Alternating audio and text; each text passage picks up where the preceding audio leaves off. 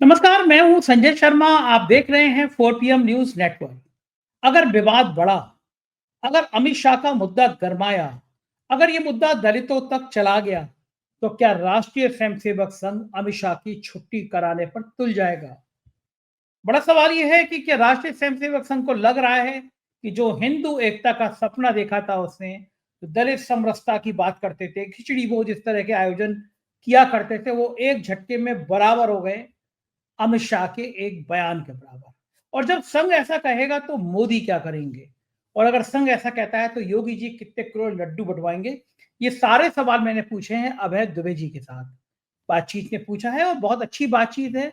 हम तरह तरह के राजनीतिक पहलुओं पर चर्चा करेंगे और पूछेंगे अभय दुबे जी से कि मोहन भागवत का यह अचानक जो बयान आया है, इस बयान का क्या मतलब है? अचानक उनका हृदय इतना सेक्युलर कैसे हो गया?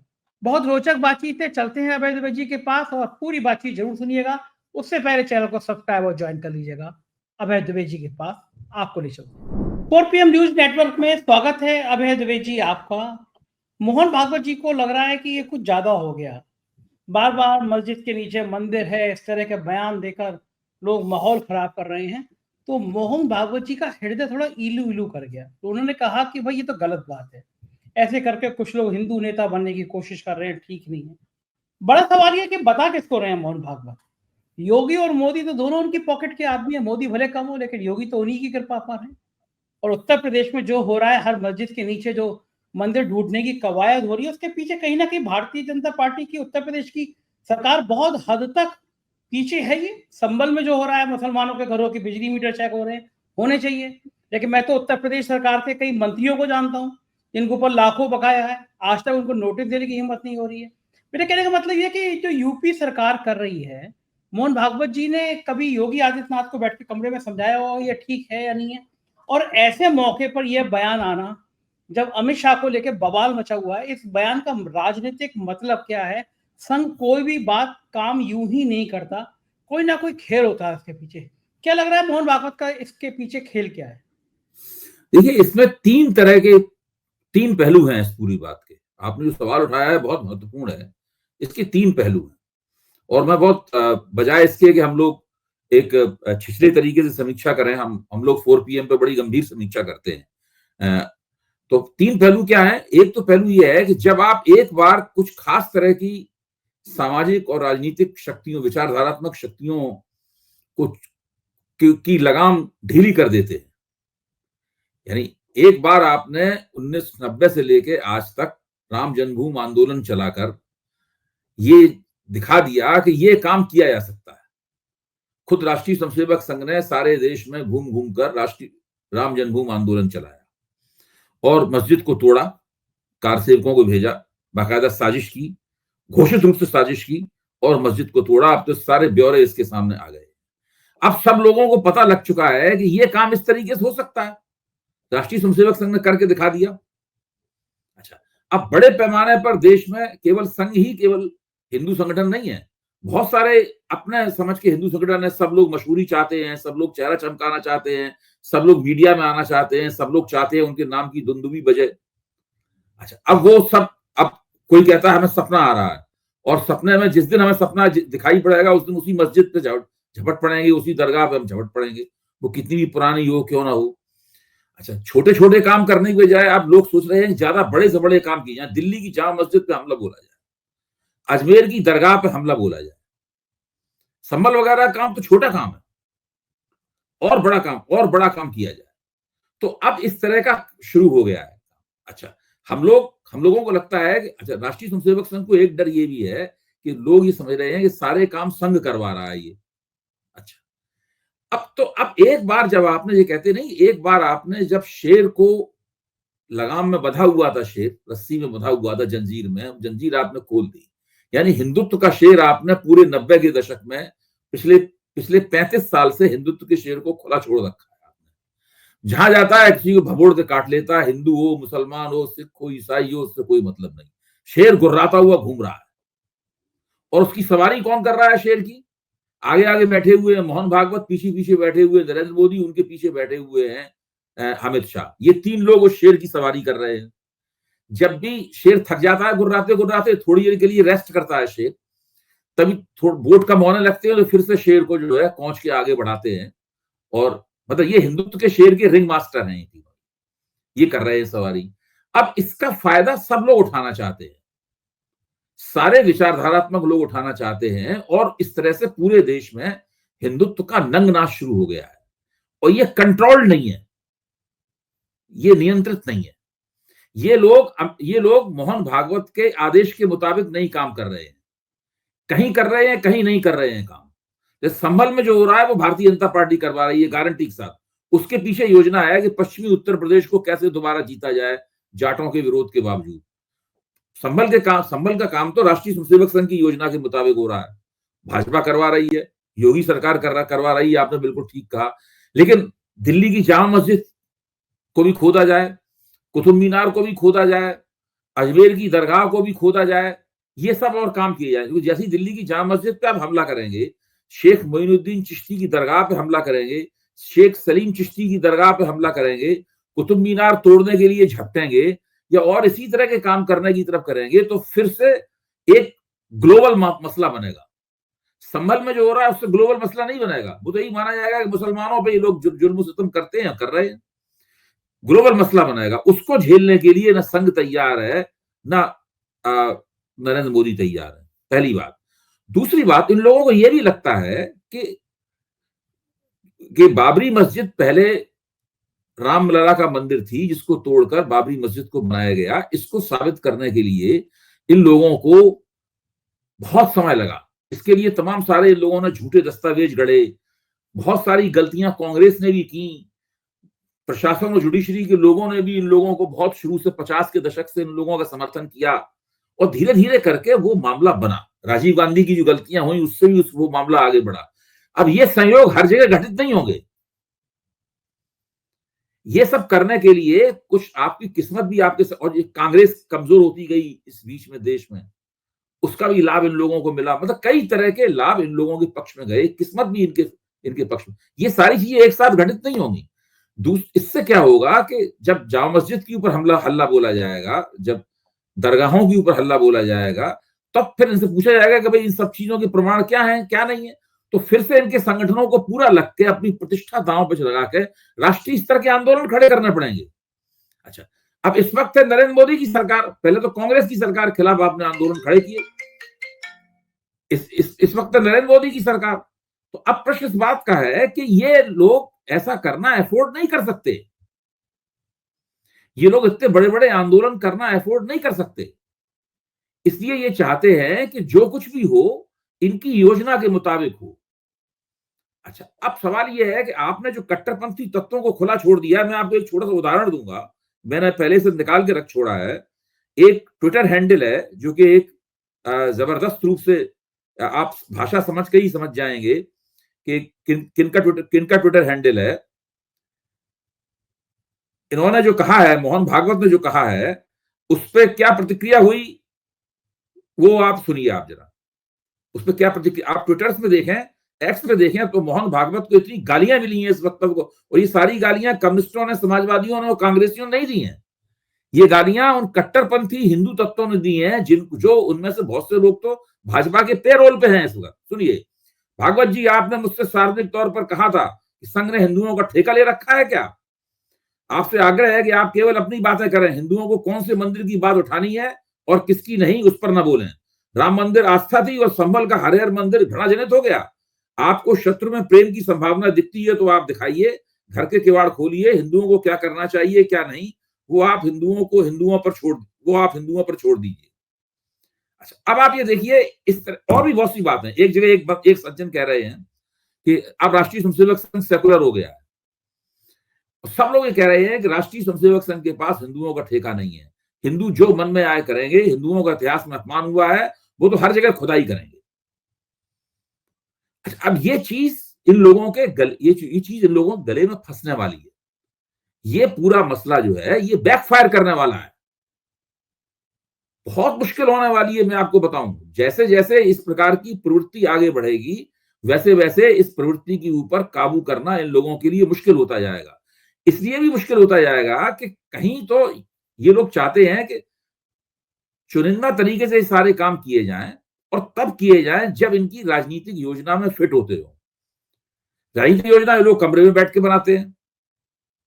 भाई प्रधानमंत्री महोदय, सरसंघचालक महोदय, सरकारवा महोदय, गृह मंत्री महोदय, मुख्यमंत्री महोदय, ये सब लोग मिलकर जो है अपनी कमरे में बैठ के अपनी योजना बनाते हैं। अब तमाम सारे जो हिंदू तत्व, जैसे एक राम सेना नाम का एक ऑर्गेनाइजेशन हुआ करता था, राम सेना नाम का और संगठन हुआ करता था। वो जो मन में आए किया करता था। वो राष्ट्रीय स्वयंसेवक संघ के कंट्रोल में नहीं था। एक जमाने में स्वयं योगी जी राष्ट्रीय स्वयंसेवक संघ के नियंत्रण में नहीं काम करते थे। इनकी हिंदू युवा सेना जो थी वो बिल्कुल कोई बात नहीं मानती थी। इनके जो गुरु थे महंत अवैधनाथ, वो इनकी कोई बात नहीं मानते थे। अच्छा, अब संघ ये चाहता है कि चूंकि सत्ता मिल गई है उसके संगठन भाजपा को, और पिछले 10 साल से सत्ता में है, 11वीं साल सत्ता में चल रही है, संघ ये चाहता है कि हिंदू हितों का एकमात्र पंच, ओनली वन आर्बिट्रेटर, एकमात्र वकील जो है वो राष्ट्रीय स्वयंसेवक संघ रह जाए और उसकी पार्टी भाजपा रह जाए, और कोई न रह जाए। शिवसेना को तोड़ने के पीछे भी है कि भाई ये बहुत बड़ा कारण है, क्योंकि शिवसेना अक्सर कहती थी कि ये लोग कायर हैं राष्ट्रीय स्वयंसेवक संघ वाले, ये लोग हमारी तरीके से खरे हिंदू नहीं है। इसलिए जो बाबरी मस्जिद टूटी थी उसका श्रेय बाल ठाकरे ने खुलेआम लिया था, जबकि भाजपा, अटल बिहारी वाजपेयी, ये सब लोग उसका श्रेय लेने से कतरा रहे थे, तरह तरह की घुमा फिरा के जिसे कहते चालाकी पूर्ण बातें कर रहे थे। तो ये जो स्थिति है उसने इन लोगों को थोड़ा सा दिक्कत में डाल दिया है। इन लोगों की समझ में नहीं आ रहा है कि इस पूरी परिस्थिति को नियंत्रित कैसे किया जाए। अच्छा, साथ ही में आगे बहुत जल्दी ही उत्तर प्रदेश में चुनाव होने वाला है विधानसभा का। उसके लिए जरूरी है कि पश्चिमी उत्तर प्रदेश हाथ से न निकलने पाए, इसलिए पश्चिमी उत्तर प्रदेश में संभल का प्रयोग शुरू कर दिया गया है। ठीक बात है, इसीलिए रणनीति संभल के प्रयोग की पीठ पे भी इनका हाथ रखा जाएगा।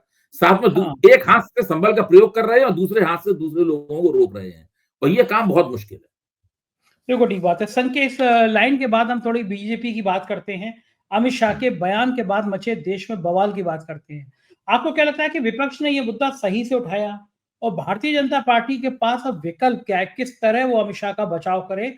दलितों के नीचे तक ये मैसेज चला गया, बात चली गई है कि वो कितना ही सुधीर चौधरी टाइप के पत्रकार नेहरू की लगातार गलतियां बताएं कि अंबेडकर नाराज थे, नेहरू से ये तब होता, लेकिन दलितों में ये मैसेज चला गया कि बाबा साहब का अपमान हुआ। तो क्या लगता है बीजेपी कैसे निपटेगी इससे, और विपक्ष की रणनीति क्या सही है या विपक्ष को कुछ और करना चाहिए था?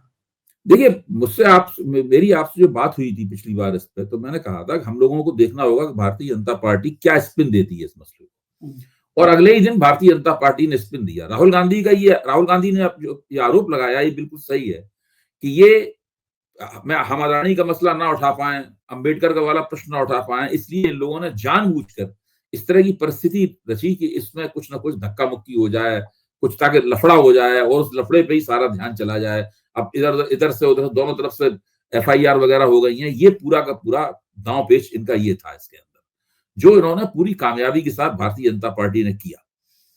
अच्छा, अब प्रश्न इस बात का है कि क्या विपक्ष इस मुद्दे को गहराई के साथ में दलित समुदाय में देर तक ले जा पाएगा या नहीं ले जा पाएगा? ये एक बहुत महत्वपूर्ण सवाल है। अभी तो जितना शोरगुल हुआ, जो पूरा घटनाक्रम हुआ, इस घटनाक्रम में जो उत्तेजना पैदा हुई, मीडिया पे आया, ये सब चीजें काफी डीप, काफी गहराई तक चली गई हैं। आपने ठीक कहा कि दलितों की बात चली गई है कि इन लोगों ने उसका अपमान किया। अब देखिए, अमित शाह जिस तरीके से बोल रहे थे उसके अंदर एक बहुत हिकारत का भाव था। अंबेडकर जपते रहते हैं, इतना जपते, तो वो जो हिकारत का, जो इससे कहते नहीं, एक ध्वन्यात्मक, अगर आप ध्वन्यात्मक अर्थ को देखें तो उससे बिल्कुल स्पष्ट हो जाता है कि ये लोग अंबेडकर का नाम जपने के प्रति सहज नहीं है। इनको लगता है कुछ लोग ज्यादा अंबेडकर बोलते हैं, इतना बोलने की उनको आवश्यकता नहीं है। उसी के ऊपर अमित शाह का तंज था, जिसको कांग्रेस ने, मल्लिकार्जुन खड़गे ने और राहुल गांधी ने पकड़ लिया और उसके ऊपर भाजपा भटक किया और भाजपा को उसमें बचाव में चला जाना पड़ा। तो अब तो ये बात खुलकर सामने आ गई है कि इनका अंबेडकर के प्रति, दलित आंदोलन के प्रति और अंबेडकर विचार के प्रति और बाबा साहब की शख्सियत के प्रति उन लोगों का दरअसल रवैया है क्या। अब विपक्ष के सामने दूसरी चुनौती है, ये काम तो हो गया, इसको और बहुत दिनों तक दिल्ली के स्तर पर, अब तो संसद के सत्र भी खत्म हो गया, बहुत दिनों तक इसको नहीं चलाया सकता। अब इनको थोड़ा भाजपा से सीखना भी चाहिए विपक्ष को। वो क्या, भाजपा की बहुत सी रणनीतियां ऐसी होती हैं जिन्हें वो मंच के ऊपर घोषित नहीं करती, लेकिन पीछे पीछे उसको लागू करती है। उस लागू करने में उसके कार्यकर्ता जिन समुदायों में काम करना होता है उनमें फैल जाते हैं और बिना शोरगुल किए हुए वहां पर प्रचार करते हैं उस सवाल का। अब यही मौका है कि इस पूरे घटना का अमित शाह ने जो कहा, जो किया, और शुरू से लेके अभी तक राष्ट्रीय स्वयंसेवक संघ ने अंबेडकर के साथ क्या किया। भाई अंबेडकर की अर्थी निकाली थी इन लोगों ने। जब अंबेडकर ने हिंदू कोड बिल पेश किया था संसद के अंदर, तब इन लोगों ने राष्ट्रीय स्वयंसेवक संघ वालों ने क्या लिखा था, सब लोगों ने अंबेडकर की किस तरह निंदा की थी। उसके बाद जब अंबेडकर के बाद दूसरे सबसे बड़े नेता कांशीराम का दलित नेता के तौर पर उभार हुआ, उसके बाद क्या किया राष्ट्रीय स्वयंसेवक संघ ने, तब कांशीराम को सीआईए का एजेंट कहा गया था।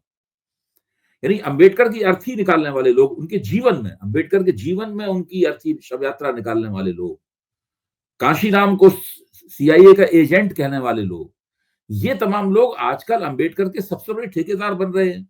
अंबेडकर का चित्र मंच पे बनाते हैं, उनके नाम पर वोट मांगते हैं। ये जो पूरी स्थिति है, इन तमाम चीजों को सिलसिलेवार योजनाबद्ध तरीके से इनकी बुकलेट छापी जानी चाहिए, इनका प्रचार किया जाना चाहिए, इनको नारों में तब्दील किया जाना चाहिए, और कांग्रेस के, समाजवादी पार्टी के कार्यकर्ताओं को, खासतौर से उनके दलित कार्यकर्ताओं को दलित समाज में जाकर इनका खामोशी के साथ प्रचार किया जाना चाहिए। अगर ये प्रचार करेंगे तभी चुनाव में जाकर फायदा होगा। देखिए, इस घटना का सबसे बड़ा चुनावी फायदा तो अभी अरविंद केजरीवाल को मिल जाएगा दिल्ली में। दिल्ली के दलित वोट। उसकी वजह ये है कि ये बिल्कुल चुनाव सिर पर खड़ा हुआ है। चुनाव फरवरी में होना है, जनवरी में चुनाव प्रचार शुरू हो जाएगा आधिकारिक रूप से, तो दिल्ली में तो उसका मिल जाएगा फायदा। लेकिन अगर ये फायदा बिहार में भी आप चाहते हैं, अगर आप उसके बाद 2027 तक इस फायदे को खींच के ले जाना चाहते हैं, 2029 तक इस फायदे को खींच के ले जाना चाहते हैं, तो आपको इससे अपना एक परमानेंट प्लान बनाना होगा। लगातार इसकी एक बुकलेट प्रकाशित करनी होगी। मैं तो बार बार कहता हूं कि राष्ट्रीय स्वयंसेवक संघ और भाजपा ने दलित आंदोलन और अंबेडकर के साथ क्या किया, इसकी एक बुकलेट छोटी सी 5-7 पेज की सरल भाषा में बनाकर लोगों के बीच में वितरित करनी होगी। इसके लिए एक थोड़ी सी दीर्घकालीन योजना बनानी पड़ेगी और उसके लिए दस्तावेज तैयार करना पड़ेगा कि उसमें सारी बातें लिखी हों कि इस तारीख को इन्होंने ये किया, ऑर्गेनाइजर में इन्होंने जब संविधान पास हुआ उसके बाद ऑर्गेनाइजर में क्या लिखा, ये सारी चीजें बनानी पड़ेंगी उसकी, और बना के दलितों के बीच में लगातार इस बात का प्रचार करना पड़ेगा। उसके बाद जब संविधान की प्रति लेकर राहुल गांधी दोबारा फिर दलितों के सामने जाएंगे, दलित संविधान सभाएं करेंगे जगह जगह, तब उसको नए सिरे से, अब जो राहुल गांधी जहां जहां संविधान सभाएं करते हैं वहां पे वो सारी लोग दलित जमा होते हैं, वहां पे वो बुकलेट बांटी जाए आपस में। इसके बाद वीडियो क्लिप्स बनाने पड़ेंगे, वो सब लोगों को दिखाने पड़ेंगे। देखिए, राम जन्मभूमि आंदोलन इन लोगों ने 30-35 साल तक लगातार चलाया, तब आज जबरदस्त रूप से सत्ता में है। दूरगामी योजना बनानी पड़ेगी। इन्होंने इतनी दूरगामी योजना बनाई, इसका ये लाभ उठा रहे हैं। इसी तरह की दूरगामी योजना बनाकर ही इनको परास्त किया जा सकता है, वरना क्या होगा कि अगला चुनाव होगा, अगले चुनाव में 10, 20, 50 सीटें और कम हो जाएंगी, फिर भी सबसे बड़ी पार्टी रहेगी, फिर से उन्हीं की सरकार बन जाएगी, उससे कोई फर्क नहीं पड़ेगा। अगर आपको इन लोगों को सत्ता से हटाना है और ऐसे लोगों को सत्ता में लाना है, संविधान का सम्मान करते हो और दलितों और ओबीसी को वास्तव में उनका कल्याण चाहते हो, तब आपको इनके खिलाफ बाकायदा एक पुख्ता योजना बनानी पड़ेगी, इसका परिप्रेक्ष्य दूरगामी हो, ये बहुत जरूरी है। आपको लगता है कि विपक्ष के पास इतनी बुद्धि आएगी? मतलब मुझे लगता है कभी कभी विपक्ष भी ढीला हो जाता है, मुद्दा उठाते हैं, मुद्दा चेंज कर लेते हैं, बीजेपी अपने हिसाब से खेल। ये बात, इसका उम्मीद मुझे ये है कि देखिए, राहुल गांधी जो है लगातार इस मुद्दे को उठा रहे हैं और लड़ रहे हैं, तो कुछ ना कुछ तो भाई उनके दिमाग में होगा। हाँ, नेचुरली। हाँ, अभी जब प्रेस कॉन्फ्रेंस भी कर रहे तब भी संविधान की किताब रखे हुए थे लाल खड़गे जी के लगातार। हाँ, वो लगातार इस पर लगे हुए हैं इसमें, और इसमें अखिलेश यादव की भी दिलचस्पी है, मेरा मानना है इसमें तेजस्वी यादव की भी दिलचस्पी है। हाँ, सभी की बहुत बड़ा वोट बैंक है। इसमें सभी की दिलचस्पी है। तो अगर ये दिलचस्पी को बनाए रखना है, देखिए कोई भी चीज जब तक आप सतत नहीं करेंगे, लगातार उस पर जोर नहीं देंगे, लगातार योजनाबद्ध तरीके से उसको आगे नहीं बढ़ाएंगे, तब तक उसका प्रभाव खत्म नहीं होता है। लोगों की स्मृति, लोगों कहते नहीं, मेमोरी, पब्लिक की मेमोरी शॉर्ट होती है, लोग जल्दी भूल जाते हैं। तो ऐसी स्थिति में जरूरी यह है ये मसला मर ना जाए, राम जन्मभूमि आंदोलन को लगातार जिलाए रखा गया। कुछ ना कुछ ऐसा वो लोग करते रहे कि ऐसा हो, कभी कोई प्रभात फेरियां निकाली जा रही हैं, कभी शिला पूजन हो रहा है, कभी कुछ हो रहा है, कभी कुछ हो रहा है, कभी कलश निकाले जा रहे हैं। ये सब करके तब वो आंदोलन इतना चला है। एक बार जब अशोक सिंघल ने समझौता कर लिया था, लगभग समझौता करने की कगार में पहुंच गए थे, तो फिर बहुत मशहूर है कि किताब भी लिखी गई है, एक पत्रकार हैं जो वरिष्ठ पत्रकार हैं, उनकी किताब भी है। उन्होंने स्पष्ट रूप से उस किताब में लिखा भी है कि भाई इतनी डांटा उन्होंने बाला साहब देवरस ने अशोक सिंघल को, हम समझते थे तुम तो अनुभवी स्वयंसेवक हो, लेकिन तुम तो मूर्ख निकले। इस आंदोलन को खत्म नहीं करना है, समझौता होने नहीं देना है, इस आंदोलन को चलाते रहना है, क्योंकि उससे हमें लाभ हो रहा है। हमारा मकसद राम मंदिर से मतलब नहीं है, हिंदुस्तान में बहुत से राम मंदिर है, एक राम मंदिर और बन जाएगा, इससे भाजपा को राजनीतिक फायदा हो रहा है। ये सब कहा बाला साहब देवरस ने उनसे। हाँ, तो ठीक ये बात है। और सब बातों को ध्यान में रख के एक दूरगामी योजना बनानी पड़ती है, अपने कार्यकर्ताओं को तैयार करना पड़ता है, उनका प्रशिक्षण देना पड़ता है, तब कहीं बात आगे बढ़ती है। वरना लोग थोड़े दिनों जोश में आएंगे, उसके बाद बात दिमाग से निकल जाएगी।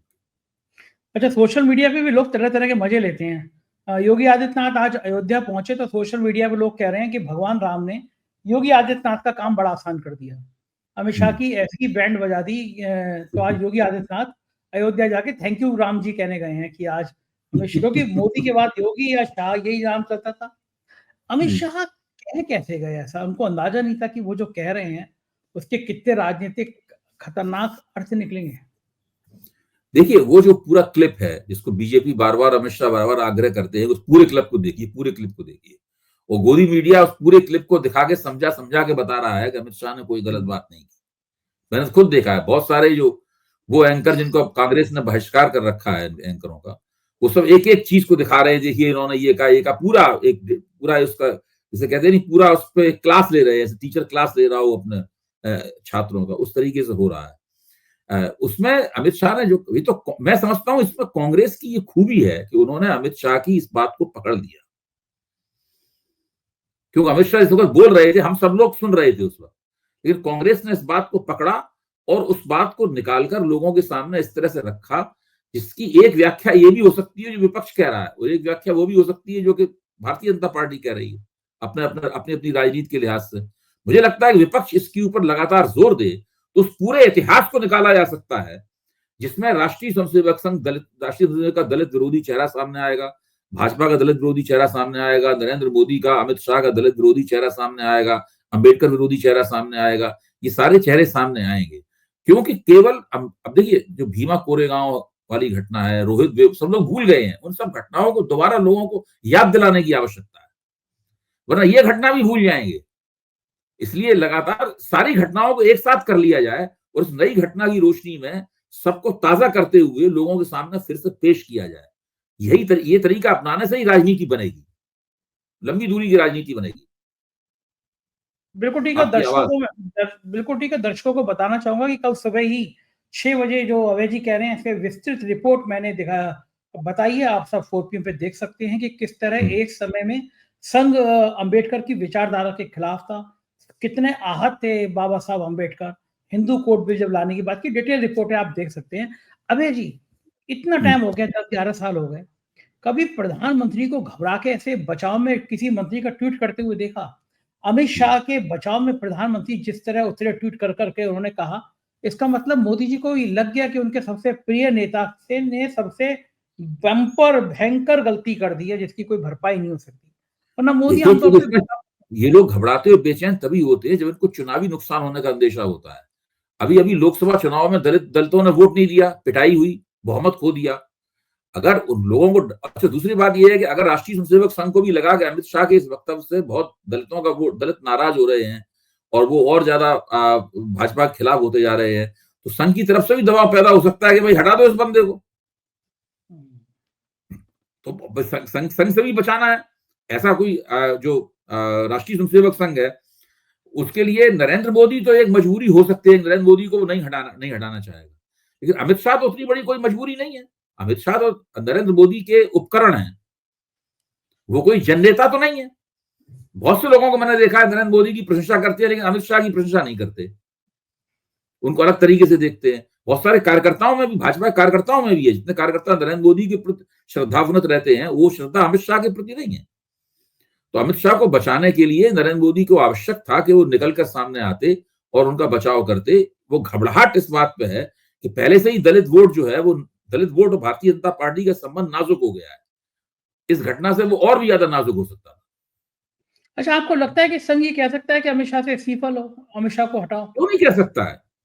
क्यों नहीं कह सकता? अटल बिहारी वाजपेयी के जमाने में तो ये सब होता था। संघ तय करता था कौन सा मंत्री बनेगा, क्या नहीं बनेगा, कौन सा मंत्री बिल्कुल नहीं बनेगा, कुछ भी करते रहिए, नहीं बनने देंगे उस मंत्री को। बहुत सा ऐसा होता है। अगर इस वक्त तो संघ बहुत ज्यादा निर्णय लेने की स्थिति में है, इस वक्त तो संघ बहुत हस्तक्षेप कर रहा है। अगर संघ किसी बात पे तुल जाए इस वक्त कि नहीं, जब जब संघ कह रहा है हरियाणा चुनाव हमारी वजह से जीता, संघ कह रहा है कि महाराष्ट्र चुनाव हमारी वजह से जीता, संघ कह सकता है इस आदमी की वजह से बहुत नुकसान हो रहा है, इसको क्यों रखे हुए हैं आप? मोदी जी को बुला के, नागपुर में बुला के या दिल्ली में झंडे वाला में बुला कह सकता है कि भाई अमित शाह जी काफी सेवा कर ली, इनको संगठन में कोई पद दे दो, इनको दोबारा पार्टी का अध्यक्ष बना दो, कोई दिक्कत नहीं है, या और कुछ बना दो इनको।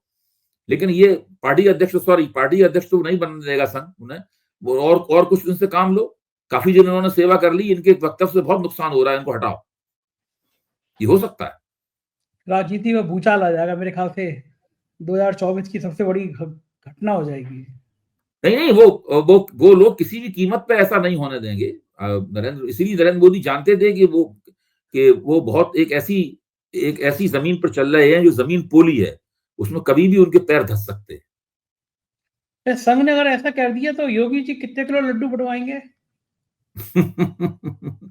देखिए, योगी जी प्रशासक चाहे जैसे हों, उन्होंने मुख्यमंत्री के तौर पर उत्तर प्रदेश का शासन चाहे जैसा चलाया हो, हम लोग जानते ही हैं कैसा चलाया उन्होंने। लेकिन संघ के साथ जुड़ के उन्होंने अपनी राजनीतिक स्थिति को सुरक्षित अवश्य कर लिया है। आज अमित शाह उस स्थिति में नहीं है कि वो योगी जी को नुकसान पहुंचा सके। यहां तक कि योगी जी अगर तुल जाएं तो वो हो सकता है कि अमित शाह को थोड़ा बहुत नुकसान पहुंचा दें, लेकिन अमित शाह योगी जी को नुकसान पहुंचाने की स्थिति में नहीं रहे। राष्ट्रीय स्वयंसेवक संघ बहुत मजबूत स्थिति में आ गया है।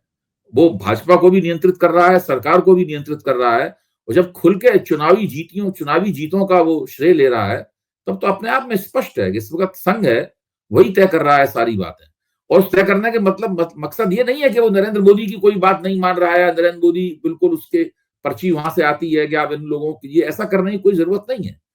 संघ ऐसा कुछ नहीं करेगा। संघ बहुत लचीले तरीके से सब ये काम करता है, लेकिन अगर किसी बात पर संघ अड़ जाए तो वो बात माननी पड़ेगी। देखिए, वो जमाना चला गया जब राम जन्मभूमि का मसला, आपको याद होगा, अदालत में लटका हुआ था। संघ का कहना यह था कि सदन जो है, संसद में कानून बनाकर राम जन्मभूमि का रास्ता साफ किया जाए।